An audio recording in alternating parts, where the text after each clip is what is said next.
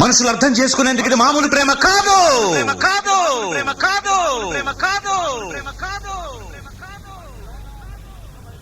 అగ్నిలాగా స్వచ్ఛమైనది.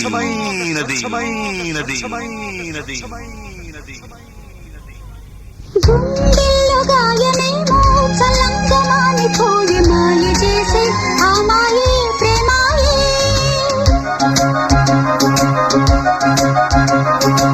ఎంత గాయమైన గానీ నా మేనికేమి కాదు. పువ్వు సోకి నీ సోకు కందేనే. వెలికి రాని వెర్రి ప్రేమ కన్నీటి ధారలోన కరుగుతున్నది.